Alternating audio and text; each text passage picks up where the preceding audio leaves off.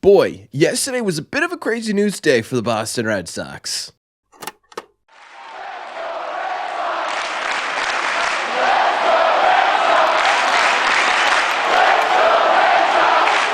What is going on, everybody? Welcome back to Red Sea Radio. My name is Corbin, and thank you very much for clicking on this video. Shockingly here, over the last 24 hours, as the Red Sox begin and start winning their series against the San Francisco Giants, there's going to be a whole lot of drama, right? Rafael Devers is on the other team. Media's getting thrown in the face. There's pieces coming out of everywhere. And we have gotten some very interesting tidbits about that whole situation over the past 24 hours. But in my opinion, nothing was more important, or at least nothing was more intriguing than the article that the great Jeff Passan put out. Because in there, we did get our typical Rafael Devers tidbits, right? Things like Rafael Devers over the winter, never returned Alex Cora's phone calls, even though Alex Cora wanted to meet with him over the winter.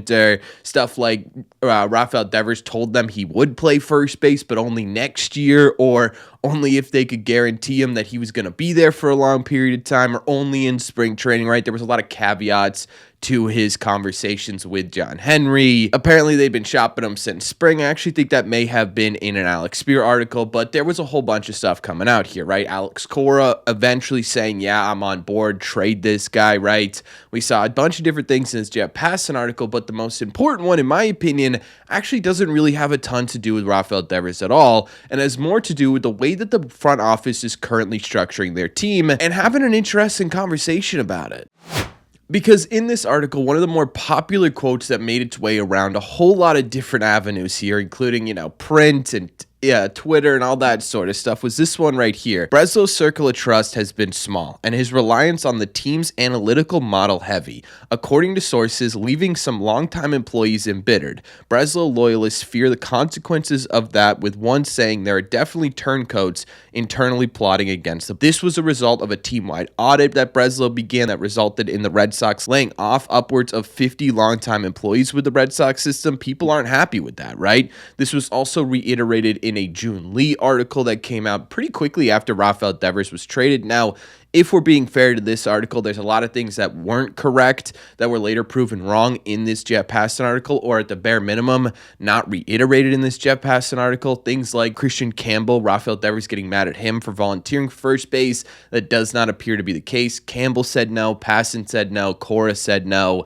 That appears to have not happened. I don't know why that was in that article. The second thing is the AI part of the Red Sox hiring process does not also appear to be the case. But the one thing that really did stand out in this June Lee article, and what was reiterated by Jeff Passan here, was this passage right here. Meanwhile, Breslow has grown increasingly isolated. Multiple sources within the organization describe a front office losing cohesion. Staffers who helped build 4 championship teams, veterans of the Theo Epstein, Ben Cherington, Dave Dombrowski, and Bloom regimes now feel shut out of the operation. The collaborative spirit that once defined Red Sox baseball operations has frayed. I mean, obviously, this doesn't come across as good news, right? I think upon first looking at it, you're sitting there and you're like, whoa, that's some extremely heavy stuff, right? I mean, they were using the word turncoats in here, right? It sounds like a civil war is brewing within the Red Sox front office right now. Those quotes right there don't look very good, and there is some merit to it, right? I think you sit here, and that conversation of analytics over players has been having in baseball for a very long time. I mean, even dating back to the 80s, the 70s, whatever you want to look at, it was one of the more statistical sports of all time, right? It continues to be one of the more statistical sports of all time. You're a little bit of a nerd if you're very into baseball, right? Whether it is looking at average slugging on base percentage, or whether it is looking at xwOBA, Sierra X, or launch angle, right? Or barrel rate, whatever you want to say there for sort of the new age statistics, baseball's always been more statistically involved than many other sports out there. There's a lot of pressure right here and right now about the game getting too analytical, and this certainly doesn't help that case, right? A guy comes in and he's so analytically focused, he's laying off employees, he's isolating himself, he believes that he has the clear vision and the only vision here to put the Red Sox on the right path, and there are a couple of ways you can look at this article. If Breslow's team makes the postseason this year, and if they go on a run in the postseason this year, he's going to look like a bit of a mad genius, right? He's going to look like a guy who knew better than everybody else. And right now, he's not totally wrong, is he? I mean, the Red Sox are 10-3 in their last 13 games. They just won last night against the San Francisco Giants in a really gritty win, right? The offense came through. The pitching figured itself out after they took Hunter Dobbins out of the game. There were some legitimately great moments in yesterday's game to continue this sort of ridiculous, not even win streak, just winning percentage the Red Sox have had over the last couple of weeks. If they continue to do that and they continue to get Bregman back on this roster and all of a sudden Roman Anthony starts hitting, you're going to look like a legitimate force here, right? You're going to look like a legitimate force, and it's going to be tough to argue with the results, and he's going to look really, really good. However, if the Red Sox fall off at some point this season and they end up mediocre again and again and again, and they don't really look like true contenders coming into next season, it's going to start to have conversations about this analytical dictator that's running the Boston Red Sox, right? It's all dependent right now on winning for Craig Breslow. He's got a lot on the line, right? And I don't know which way you guys fall on this kind of thing, but it's a very interesting conversation to have. And to be honest with you, I don't know that I really despise Craig Breslow. I'll be honest, right? I really didn't like how the Rafael Devers stuff transpired, and I think ultimately that fell on his inability to communicate effectively with Rafael Devers, but it's not like Devers handled himself well either, right? The more you read, the more stuff that comes out. I mean, you ignore Alex Cora the entire offseason and then come into spring training mad that no one communicated with you, right? That's something that could have been avoided here had Rafael Devers put in some effort, but also had the Red Sox put in some effort as well and been honest with him from the get-go,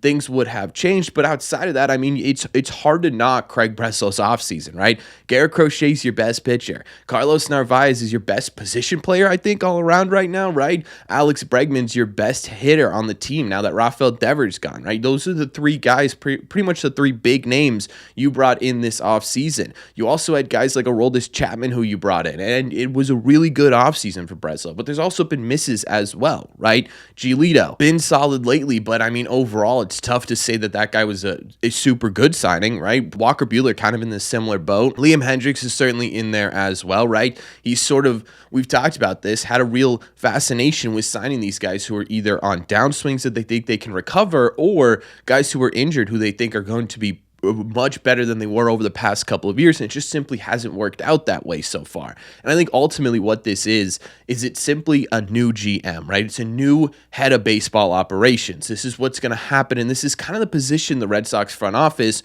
put itself in. Why we're getting these articles and why it seems like Craig Breslow is stumbling a bit with certain things within his role as CBO, right?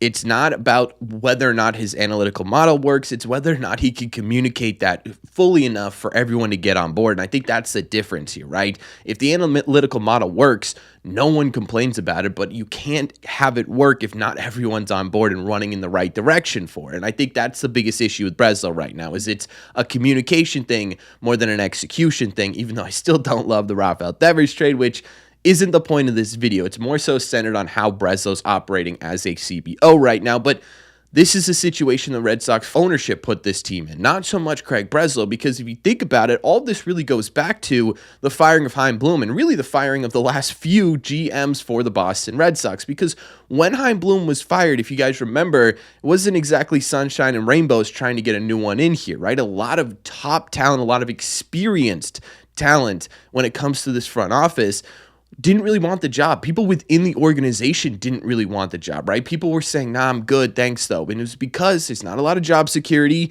and because over the last few years, not including this year, the Red Sox ownership has either removed itself quietly, right, or even publicly in some cases, with John Henry sort of falling back from media, with John Henry sort of falling back from appearing at Fenway Park, although he's been there more this year. That's not my point. I'm going back to when Chaim Bloom was fired here. Between the two of those things, there weren't a ton of experienced, legitimately successful front office executives that were interested in the role of taking over the Boston Red Sox. And what that led to was the hiring of someone who has no experience, right? He had, 2 years in Chicago. There's going to be, it's a lot like the players on the field right now, right? On the field, you are relying on young players to carry you through and win baseball games. And again, right now it's working great. But again, you look at it. Hunter Dobbins started the game last night with Roman Anthony and Marcelo Meyer and Carlos Narvaez on the field, not to mention Seitan Rafaela essentially carried you to this win, right? Those are all really young players, and we've seen their bumps and bruises throughout the season. This is Craig Breslow's bumps and bruises. He's not only trying to navigate putting together the first winning baseball team with the Red Sox in 4 years, he's also trying to figure out how to be a CBO. He's figuring out how to navigate difficult situations. He's figuring out how to navigate good and bad news for this Red Sox team, how to break it, how to figure it out, how to navigate all of this, right? So you're going to see these bumps and bruises from a guy who hasn't really spent a ton of time in Major League Baseball as a front office executive. I don't know. I don't really know what to think about all of this, right? It's just sort of like a what is going on in there type situation. Feels like a little bit of chaos going on for the Red Sox. My kind of interesting question here is, where's Theo Epstein in all of this? Right? Is Theo Epstein still communicating with Craig Breslow? Is he on board with what Craig Breslow's doing? Is he sitting there saying, whoa, Craig, we got to figure out this whole communication thing, dude, right? That was basically the entire reason he was brought in, right? I mean, ultimately, he was brought in as an owner, part owner of FSG. So, there's some caveat to that. Ultimately, he's there to make money, but at the same time, too, he was also brought in with the sort of the big reason here to be a mentor to Craig Breslow. I don't know if he's still stepping in. I don't know if they're still communicating. I don't know if that's part of it, right? I don't know if he's sitting there saying, what you're doing is fantastic. It's working. Don't let anyone tell you it's not. And again, it is kind of working right now, right? I don't want it to sit here and feel like I'm just sort of crapping all over what Craig's doing right now, because at the moment, it's working great. It wasn't going great for the month of May, but in the month of June, it looks a whole lot better. We'll see kind of where this ends up, but it really does feel like no one's on the same page in that front office. It doesn't really feel like Alex Cora and Breslow are on the same page. I don't know, right? I don't know what to think about all this, so I need your help. Let me know in the comment section down below. What do you guys think? What do you think about the quotes?